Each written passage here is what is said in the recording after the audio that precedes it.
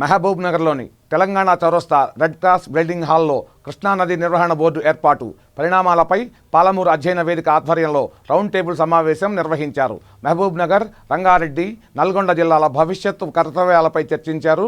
ఈ కార్యక్రమంలో తెలంగాణ జనసమితి రాష్ట్ర అధ్యక్షులు ప్రొఫెసర్ కోదండరాం, టీఎఫ్టీయు రాష్ట్ర ప్రధాన కార్యదర్శి ఎండి ఖలీల్, ఉమ్మడి మహబూబ్నగర్ జిల్లా కాంగ్రెస్ పార్టీ అధ్యక్షుడు ఉబేదల్లా కొత్వాల్, ఉమ్మడి మహబూబ్నగర్ జిల్లా పాలమూరు అధ్యయన వేదిక కన్వీనర్ రాఘవాచారి, సిపిఐ నేత రామ్మోహన్, సిపిఐ నేత గోపాల్, నల్గొండ జిల్లా టీజేఎస్ నేత శ్రీధర్, ఎంఆర్జేఏసీ కన్వీనర్ హనీఫ్ అహ్మద్, జలసాధన సమితి నాయకులు అనంతరెడ్డి పాల్గొన్నారు.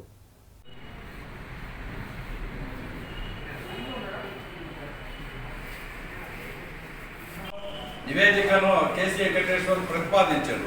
ఆ నివేదికను పూర్తిగా నేను ఏకీభవిస్తూ ఆ నివేదికను కొనసాగిస్తూ రాఘవాచారి సార్ గారు దాన్ని వివరణ ఇచ్చారు కాబట్టి ఆ వివరణ మీద కూడా నేను మా తెలంగాణ కార్మిక సంఘాల సమైక్య ఏకీభవిస్తుంది, సంఘీభావం తెలియజేస్తూ ఉంది. తెలంగాణ ఉద్యమం రోగాన్ని గుర్తించింది. తెలంగాణ ఉద్యమం నడుస్తున్నప్పుడు మాకు ఒక భరోసా ఉండేది. ఇక్కడ ఒక వలస కార్మికుడు చనిపోతే దాన్ని తెలంగాణ ఉద్యమం అందుకుంటుంది. ఇక్కడ ఎవరైనా ఒక పసిపిల్ల కానీ అమ్ముకుంటే దాన్ని తెలంగాణ ఉద్యమం అందుకుంటుంది. ఇక్కడ ఎవరైనా ఒక నిరుద్యోగి ఆత్మహత్య చేసుకుంటే దాన్ని తెలంగాణ ఉద్యమం అందుకుంటుంది అని చెప్పి, కానీ ఇవాళ తెలంగాణ ఉద్యమాన్ని కూడా రాజకీయ ఎత్తుగడల్లో భాగంలాగా చేసి, అంటే ఒక పార్టీ ఒకే స్వభావం కలిగిన పార్టీ తాను రాజకీయంలో అధికారంలోకి రావడం కొరకు చేసే ఎత్తుగడలు ఏదైతే ఉంటుందో ఆ ఎత్తుగడల స్థాయికి, ఒక వెకిలి చేష్టల స్థాయికి ఇవాళ టీఆర్ఎస్ శ్రేణులు తీసుకురావడం అనేది ఒక దౌర్భాగ్యమైన విషయము. ఎందుకొరకంటే ఇక్కడ లక్షణాలు అవే ఉన్నాయి, లక్షణాలు ఏమి మారలేరు. ఇవాళకి వలస కార్మికులు చనిపోతా ఉన్నారు. ఈ ఏప్రిల్ నుంచి ఇప్పటిదాకా తీసుకుంటే అనేక మంది వలస కార్మికులు చనిపోయారు. ఇక్కడ కోయిల్కొండ మండలము కేశవపూర్లో వలస కార్మికుడు తమిళనాడులో చనిపోయాడు. ఇప్పటి వరకు కేసు బుక్ కాలేదు. ఎస్పీ దగ్గర, కలెక్టర్ దగ్గర, అందరి దగ్గర తిరిగాడు. ఇప్పటిదాకా కేసు బుక్ కాలేదు. అదేవిధంగా నర్వా మండలంలో వలస కార్మికుడు ఆంధ్రాకు పోయి చనిపోయాడు. ఇప్పటిదాకా కేసు బుక్ కాలేదు.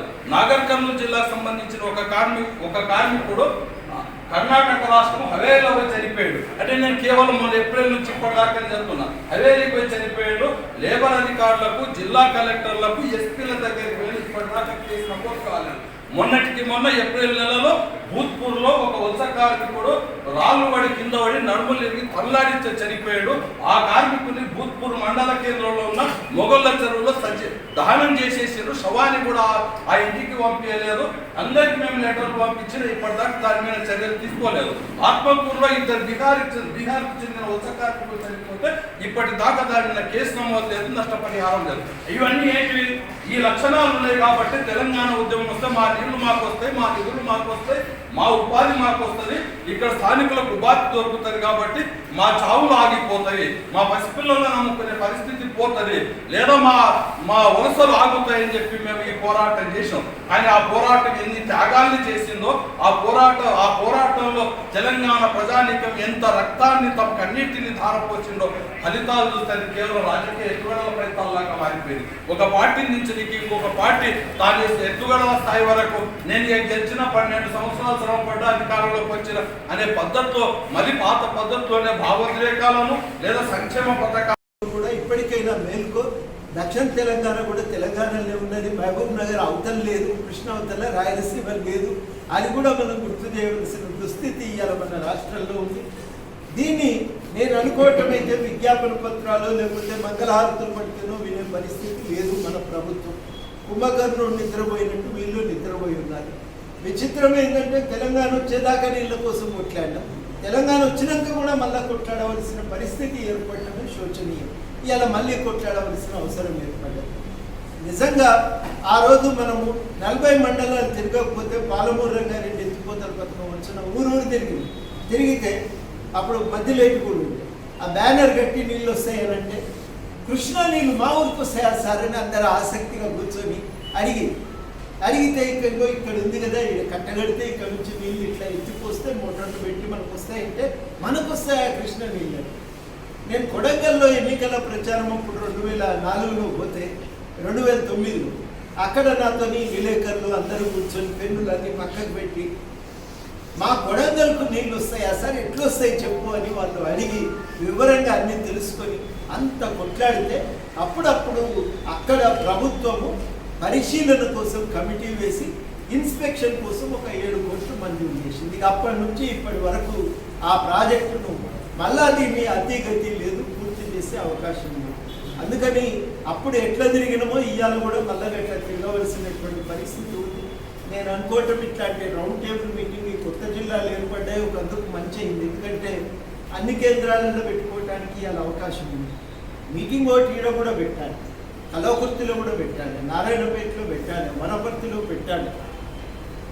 అదేవిధంగా గద్వాల్లో కూడా మీటింగ్ ఏర్పాటు చేయాలి. ఇవాళ ఉన్న ఇన్ని సంస్థలు ఉన్నాం కాబట్టి తలావో జిల్లా బాధ్యత తీసుకొని ఇవాళ ఇక్కడనే నిర్ణయం చేస్తే ఆ బాధ్యతల ప్రకారం అన్ని చోట్ల మీటింగులు పెట్టుకున్నాం. మొదటిది. రెండోది నేను అనుకునేది ఏంటంటే ఈ ప్రాజెక్టుల సందర్శన యాత్ర కూడా ఒకసారి జరగాలి. ఎందుకంటే చూస్తే చాలా అర్థమైతే, చూడకపోతే ఎన్ని చెప్పినా కానీ మనకు అర్థం కావు. తప్పనిసరిగా ఒకసారి చూసి రావాలి. చూసి వస్తే చాలా విషయాలు స్పష్టత వస్తాయి. అప్పుడు బాలగోపాలన్నప్పుడు పౌర హక్కుల సంఘం ఆధ్వర్యంలో తిరిగి బిజినెస్ మ్యాన్ ఉన్నాడు. నా పేరు అనంతరెడ్డి, అడ్వకేట్, జలసాధన సమితి అధ్యక్షుడు.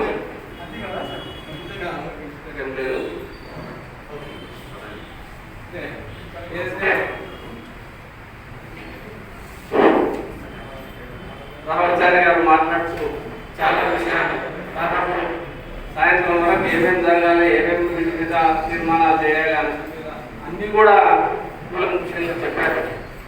అంటే ఏదైతే మన దక్షిణ తెలంగాణ జరుగుతున్న అన్యాయాల మీద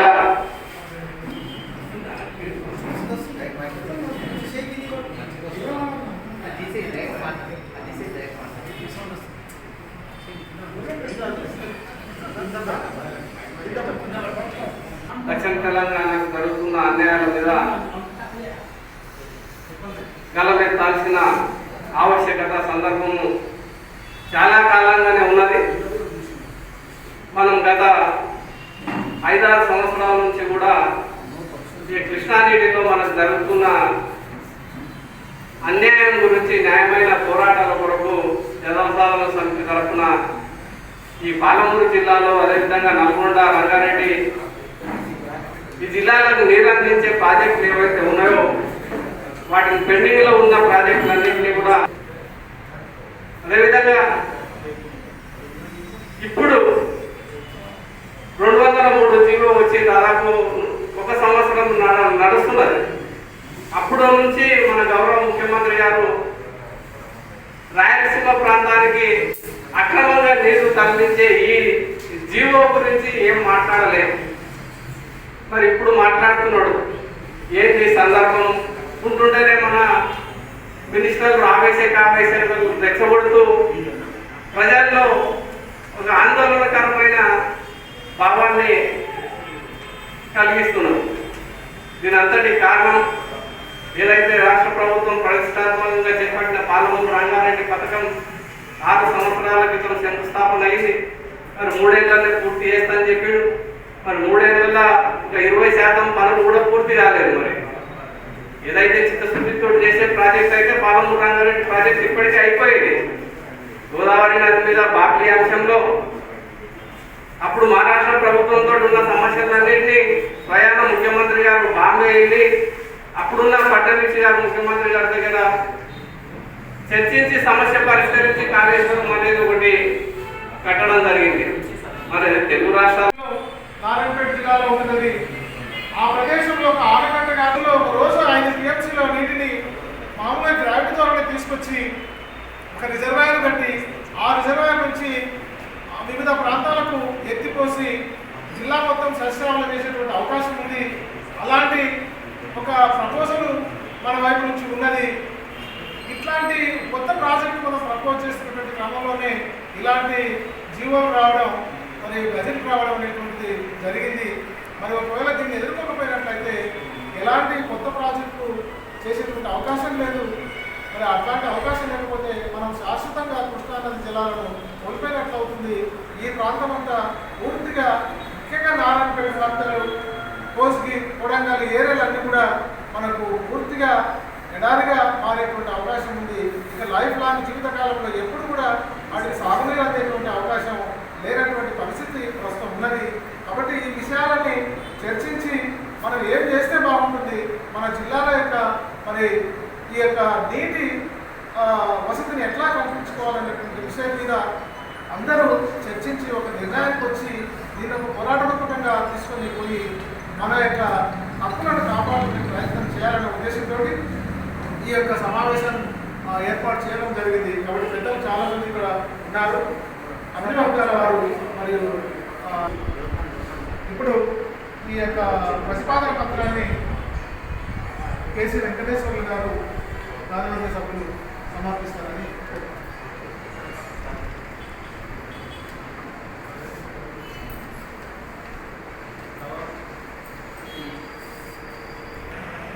ఇదంతా మహబూబ్నగర్ జిల్లా అభివృద్ధి కోసం కన్సర్న్తో బాధ్యతగా ఇక్కడికి వచ్చినందుకు అధ్యయన వేదిక తరఫున మీ అందరికీ ఆహ్వానం పలుకుతూ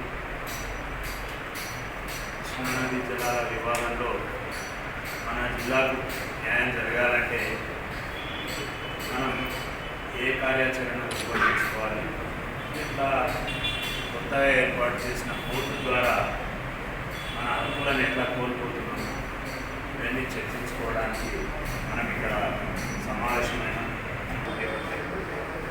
సమస్యలు వివరించే పత్రం అనుకోండి. ఒకసారి చదివి వినిపిస్తాను. ప్రియమైన మిత్రులారా, మీ అందరికీ స్వాగతం.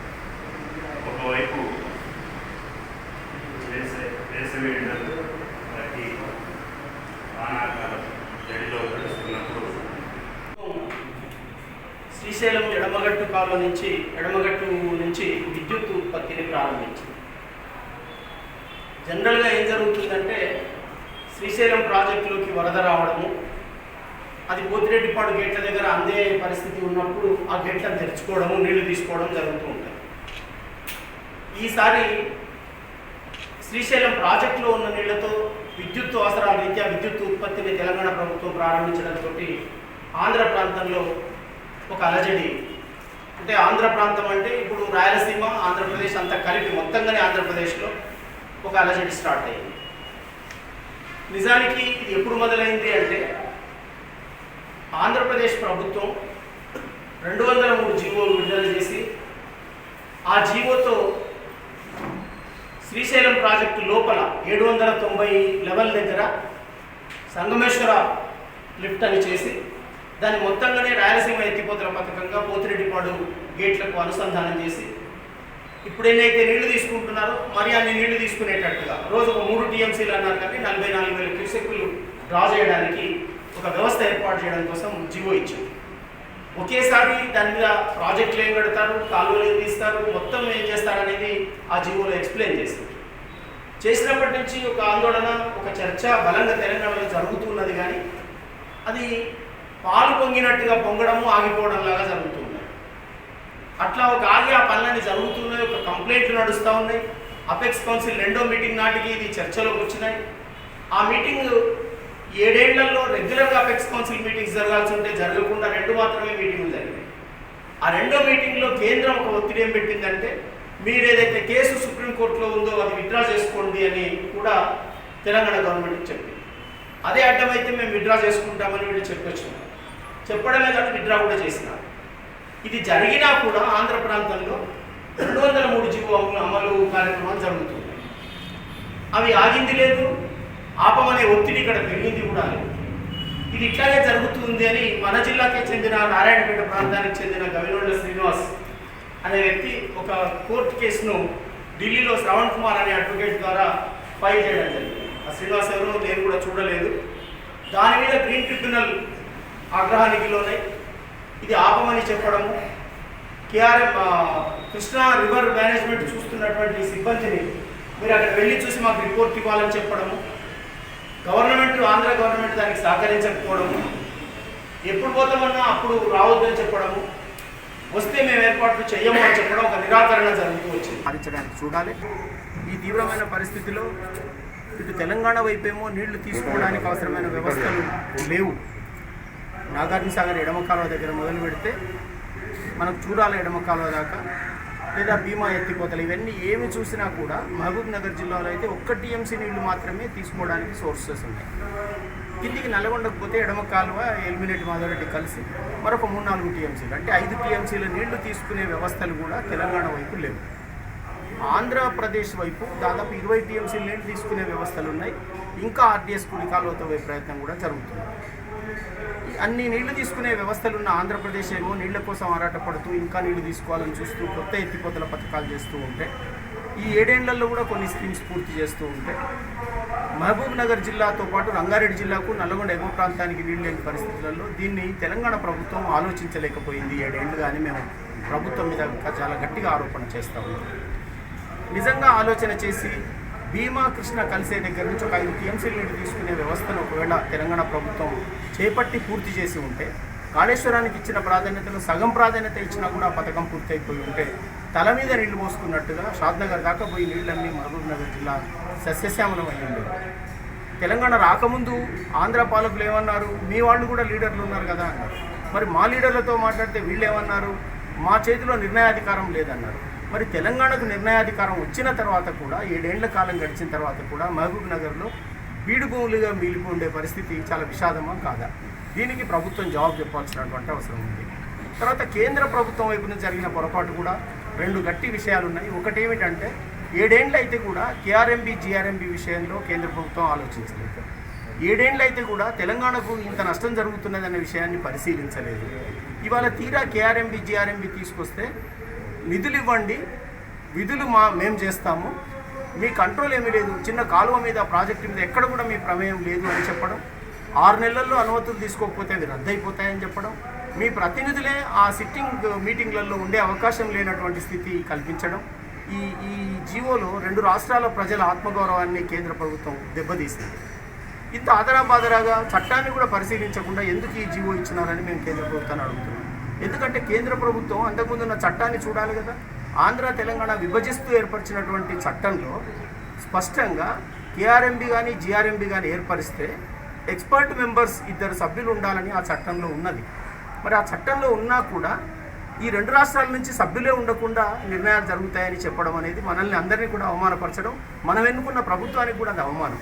అందువల్ల తెలంగాణ ప్రభుత్వం తెలంగాణ ప్రజల్ని